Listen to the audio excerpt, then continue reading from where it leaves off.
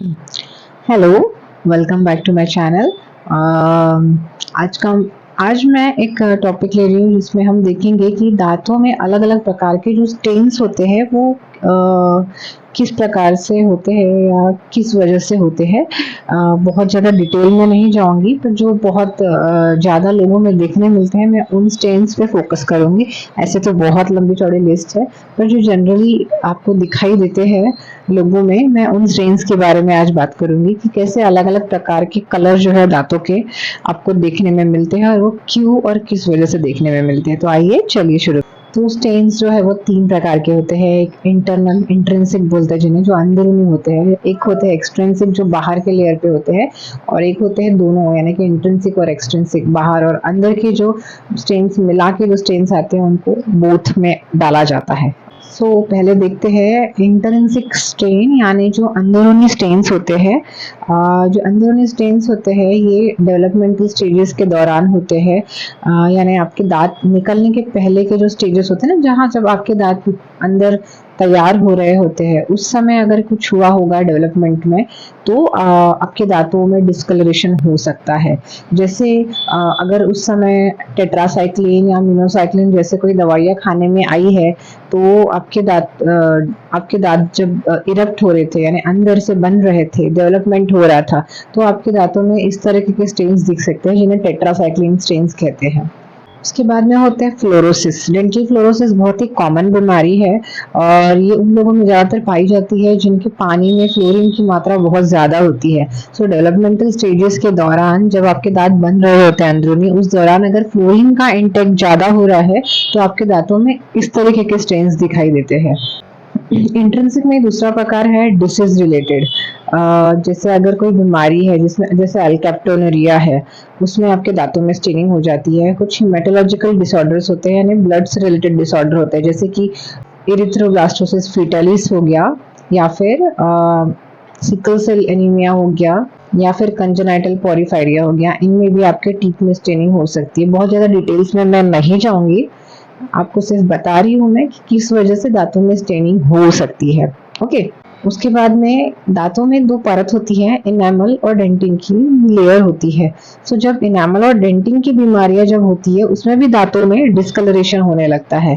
उसमें से एक बीमारी है जिसे हम कहते हैं अमेलोजेनेसिस इम्परफेक्टा। ऐसा नाम होता है, नाम की तरफ ज्यादा ध्यान देने की जरूरत नहीं है। होता क्या है उसमें, दांतों में कैल्सिफिकेशन जो है वो कम होता है, हाइपोकैल्सिफिकेशन होता है। दांतों में किसी किसी के दांतों में ऐसे गड्ढे गड्ढे दिखने लगते हैं, छोटे छोटे, जैसे सुई टोच दी है इस तरीके का पिटेड इनामल दिखता है। या किसी किसी के इनामल जो होता है, दांत जो होता है वो प्लेन नहीं होता है, ऐसा रफ होता है, ऐसा होता है, प्लेन सरफेस नहीं होती है, खद्दर खुदर ऐसे होती है सरफेस, प्लेन सरफेस नहीं होती है। इस तरीके के अगर आपको दांत दिखने मिलते हैं तो उसमें इसका मतलब है कि उसके इनेमल के फॉर्मेशन में जब हो रहा था दांतों में, तब उसमें डेवलपमेंटल एनामोली आई हुई है। विटामिन डी, विटामिन सी और विटामिन ए की कमी की वजह से भी आपके दांतों में गड्ढे गड्ढे गड्ढे गड्ढे आ सकते हैं डेवलपमेंट के दौरान। और जैसे मैंने बोला कि अमेलोजेनेसिस इम्परफेक्टा होता है, वैसे ही होता है डेंटिनोजेनेसिस इम्परफेक्टा। नाम की तरफ बिल्कुल ध्यान मत दीजिए, इसका मतलब है कि जब डेवलपमेंट हो रहा था आपके दांतों का तो डेंटिन लेयर में अगर कुछ डिफेक्ट आ रहा है तो उसे हम डेंटिनोजेनेसिस इम्परफेक्टा कहते हैं। उस समय भी आपके दांतों में बेश डिस्कलरेशन आ सकता है। अब ये हो गए आपके दांत निकलने के पहले की वजह से होने वाले डिस्कलरेशन। अब बारी आती है इंट्रिंसिक में, या अंदर वाले स्टेन्स में। दांत निकलने के बाद में अगर कुछ होता है जिसकी वजह से डिस्कलरेशन होता है तो उसके बारे में हम डिस्कस करते हैं। तो सबसे मेन जो होता है ना, वो होता है ट्रॉमा।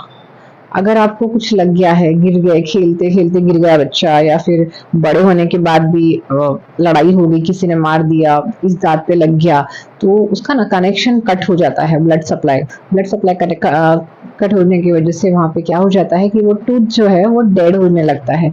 डेड होने की वजह से उसका दांत का जो कलर है वो आपको शुरुआत में yellow, then grey, then black, ऐसा कई सालों के बाद में आपको दिखाई पड़ता है। ट्रॉमा की वजह से भी दांत का कलर चेंज हो जाता है। जैसे कि इनामल डेंटिंग लेयर होती है, वैसे एक पल्प का भी लेयर होती है हमारे दांत के अंदर, जहाँ पे दांतों की नसें होती है। अगर उन नसों में कुछ चेंजेस आ गए हैं, नेक्रोसिस हो गया है, तब भी आपके दांतों का जो कलर है वो चेंज होने लगता है। अगर दांत में कीड़ा लगा हुआ है, केरीज लगी है, तब भी आपके दांत काले पड़ने लगते हैं।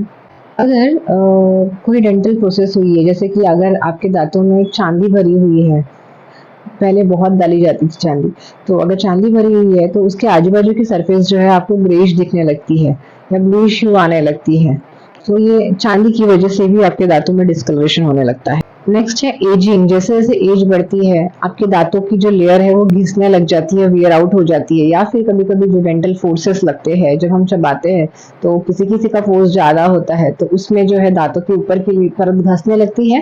एंड आप देखिएगा आपके जो चबाने के दांत है पीछे के, उसमें आप देखिए हल्का सा येलोइशनेस आ जाता है, वो इसलिए कि ऊपर की परत जो है वो निकलने लगती है इनामल की, एंड देन अंदर का डेंटिन एक्सपोज होने लगता है, तो उस समय में भी आपको दांतों में डिस्कलरेशन दिख सकता है। सो भाई ये तो बात हो गई अंदरूनी स्टेन्स की। अब जो बात है वो है एक्सट्रिंसिक स्टेन की, यानी बाहर से जो होने वाले स्टेन्स है वो किस प्रकार के होते हैं। सो बाहर से जो स्टेन्स होते हैं उसमें सबसे पहले होता है प्लाक, यानी कि अगर ब्रशिंग हैबिट बराबर नहीं है, या फिर थूक जो है वो बहुत गाढ़ी आती है, पानी कम पीते हैं, सो पूरा का पूरा जो हम जब खाना खाते हैं तो वो डबरीज जो है वो चिपक के रह जाता है, और फिर वहाँ पे एक येलोइश सॉफ्ट लेयर तैयार होती है जिसे हम प्लाक कहते हैं।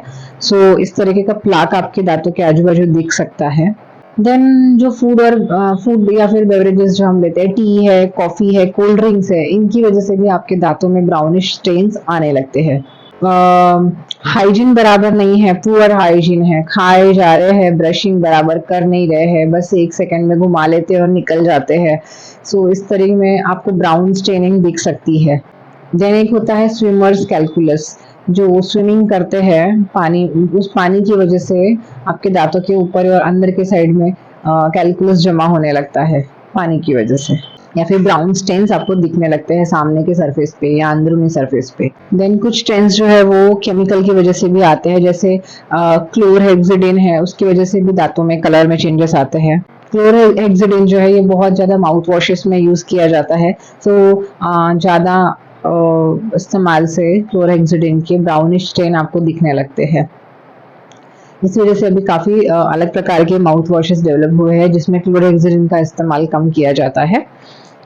इसके बाद में है वर्क रिलेटेड। कई बार लोग फैक्ट्रीज में काम करते हैं, तो उसमें से जो डस्ट निकलती है या मेटल्स निकलते हैं, उनके मेटल्स की वजह से भी आपके दांतों में स्टेनिंग होने लगती है। जैसे कि अगर आप कॉपर की वजह से जो होता है तो दांतों में ग्रीन स्टेन आने लगते हैं। अगर आपके आजू बाजू आयरन स्टेनिंग है तो आपके मुंह में ब्राउन स्टेनिंग आने लगती है। अगर आप मर्क्यूरी के एरिया में काम कर रहे हैं तो ग्रीनिश डिस्कलरेशन होने लगता है। निकल से रिलेटेड कुछ काम कर रहे हैं तो आपके मुंह में ग्रीन स्टेन अगेन होने, से रिलेटेड कुछ काम कर रहे हैं तो चांसेस है अगर सिल्वर के कांटेक्ट में आप आते हैं तो ब्लैक स्टेन होने लगता है। सो इस तरीके से अलग अलग प्रकार की स्टेनिंग आपको दिखाई देती है। मैं इस वीडियो में ट्रीटमेंट नहीं शेयर कर रही हूँ, मैं सिर्फ आपको बता रही हूँ कि कई बार आप सोचने लग जाते हैं कि मैं तो कुछ खाता नहीं हूँ, मैं तो कुछ पीता नहीं हूँ, देन मेरे दांत क्यों खराब हो रहे हैं, किस वजह से हो रहे हैं, ऐसे काफी पेशेंट्स का कंप्लेंट आता है। तो इनमें से कुछ वजह हो सकती है जिसकी वजह से आपके दांतों के कलर चेंजेस हो रहे हैं। तो सोचिए आप में से अगर किसी के दांतों के कलर चेंजेस हो रहे हैं तो इनमें से कोई वजह तो नहीं है। सो आशा करती हूँ आपको मेरा वीडियो पसंद आया होगा। अगर आपको मेरा वीडियो पसंद आया है तो आप प्लीज़ वीडियो को लाइक करें, आपकी जान पहचान में शेयर कीजिए, और मेरे चैनल को सब्सक्राइब करना ना भूलें। और मेरा वीडियो आखिरी तक देखने के लिए बहुत बहुत धन्यवाद। Thank you, bye, take care.